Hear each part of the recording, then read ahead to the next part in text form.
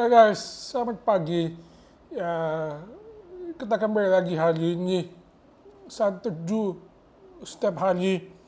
Dan ini hari yang keempat saya mulai konsisten. Tapi khusus untuk hari ini, saya mengalami sariawan di bagian lidah. Ya, dan ini lebih sedikit effort kalau saya mau berbicara ya. Tapi gak apa-apa. Saya percaya bahwa saat teduh ini bukan cuma sekedar saya merekam video di sini, tapi saya juga bisa membiasakan diri untuk mengambil waktu buat saya secara pribadi bagaimana merenungkan firman Tuhan.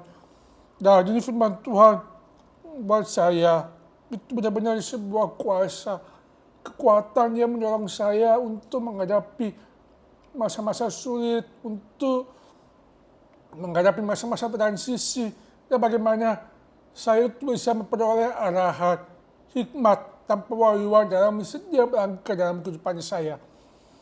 Nah, di sini saya mengambil bahasan tentang selalu tersedia.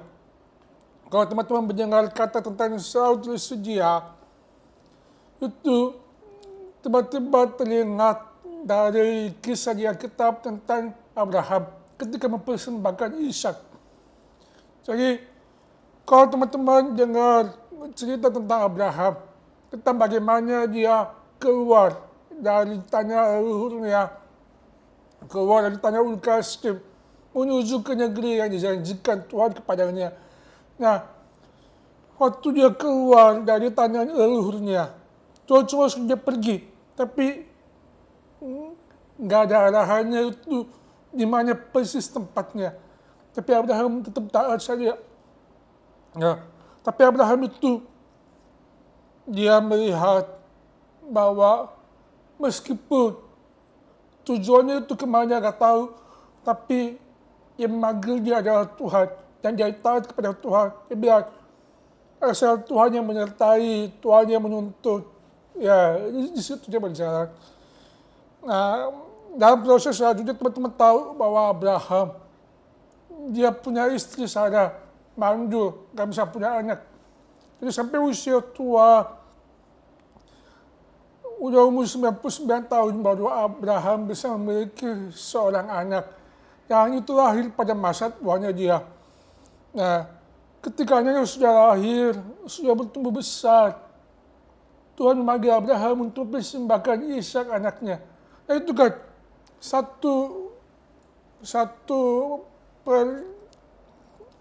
konflik dari dalam hati pasti kerasa banget. Apalagi Tuhan sudah menjanjikan kepada Abraham untuk memberikan keturunan seperti bintang di laut, seperti pasir, seperti bintang di langit, seperti pasir di laut ya. Tapi malah sering banget bertentangan dengan logika. Kok sampai minta anak satu-satunya untuk dipersembahkan.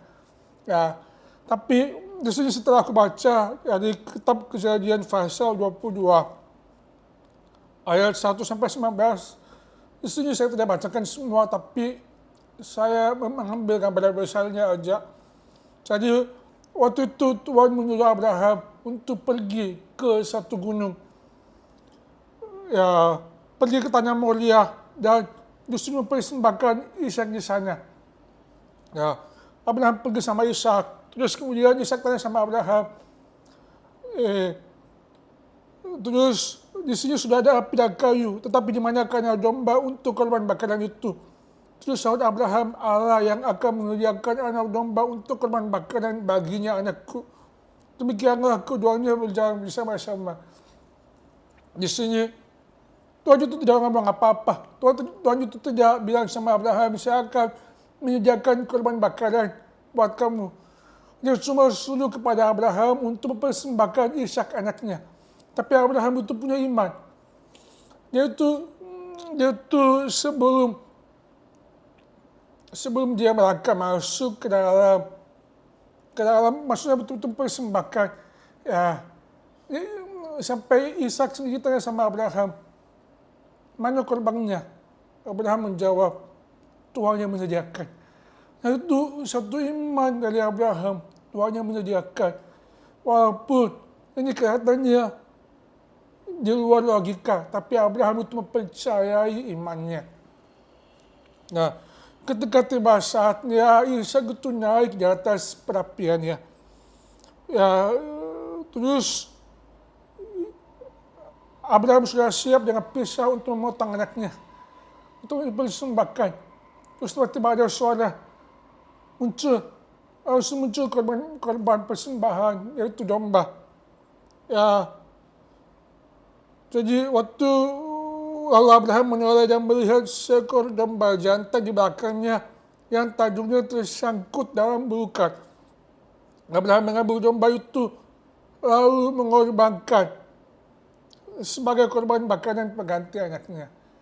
Nah, kalau teman-teman melihat kisah ini dengan menyelusuri background Abraham, bagaimana dia keluar dari tanah leluhurnya, terus dia mati-matian, gak bisa punya anak, terus sini punya anak, terus Tuhan meminta dia mempersembahkan satu-satunya anaknya yang paling berharga. Dan pada akhirnya di sini dikatakan dalam Kejadian pasal 22 ayat 14. Dan Abraham menamai tempat itu Tuhan menyediakan. Sebab itu sampai sekarang dikatakan orang di atas gunung Tuhan akan disediakan. Ya, ini Tuhan menyediakan, kalau dalam bahasa aslinya dikatakan Jehovah Jireh. God is my provider. Nah, apa yang gue mau cerita hari ini tentang selalu tersedia. Di dalam Tuhan itu selalu ada penyediaan. Ketika Tuhan memberikan satu visi kepada kita untuk kita kerjakan, Dia akan memberikan provision, penyediaan dalam apa yang kita butuhkan. Jadi, waktu teman-teman berjalan sama Tuhan, teman-teman merasa bahwa kalau hidup saya berada dalam sebuah lingkaran kemiskinan, percaya teman-teman bahwa dalam Tuhan itu selalu ada penyediaan. Ya, kayak kemarin yang saya sharing ya, bahwa Tuhan itu tidak selalu memberikan apa yang kita inginkan, tapi apa yang kita butuhkan. Dan dari sini penyediaan Tuhan itu selalu tepat pada waktunya juga.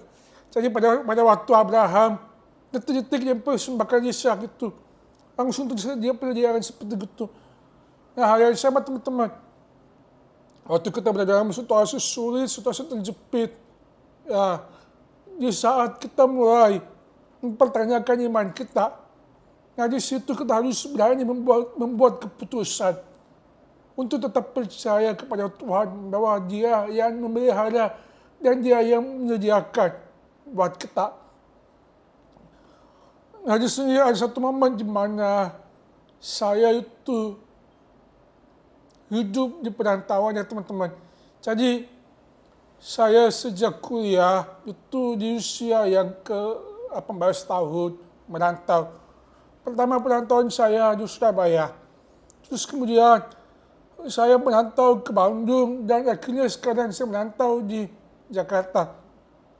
Nah, waktu saya di Surabaya itu ambil kuliah di Petra, itu ada sekitar 5,5 tahun, ya, sempat kerja, dan masa-masa saya kuliah di kampus Petra itu, saya merasakan yang namanya hidup pas-pasan banget. Terus kemudian ada keluarga saya mengalami masalah finansial, pernah mau punya laptop aja setengah mati, luar biasa. Tapi di balik semuanya itu, Tuhan itu selalu menyediakan. Dia memelihara dan Dia menjaga saya sampai hari ini. Nah, begitu selesai dari Surabaya, saya sempat kembali ke Makassar selama setahun, kerja di sana. Alasan kenapa saya balik karena saya terlalu kurus, kena tifus, dan itu terjadi penurunan berat badan sebanyak 10 kilo. Nah, setelah itu balik, saya di Makassar setahun, kemudian saya memutuskan untuk merantau ke Bandung.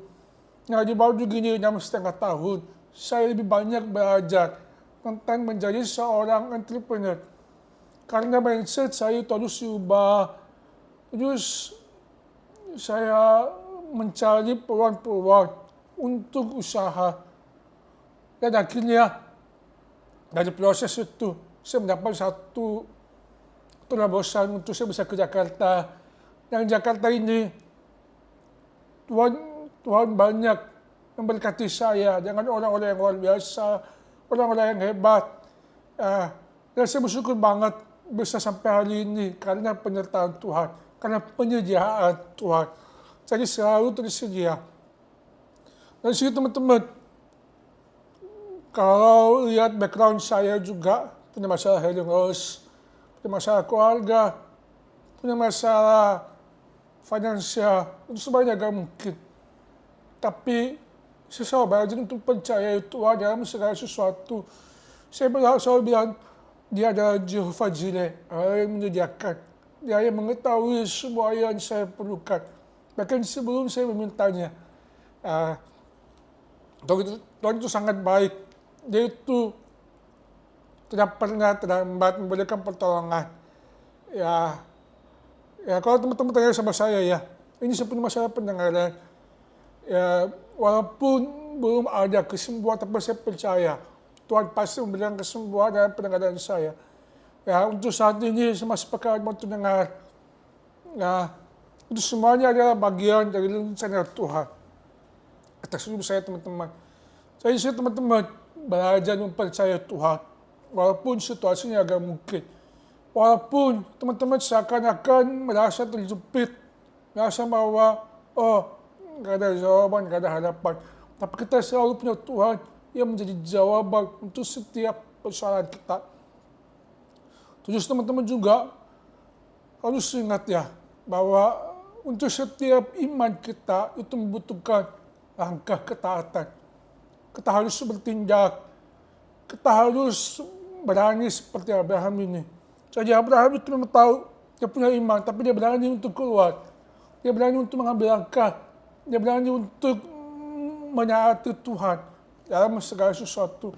Sehingga pada akhirnya setelah Abraham menaati Tuhan di situ, Tuhan itu langsung melihat bahwa Abraham ini adalah orang yang sangat hebat temannya.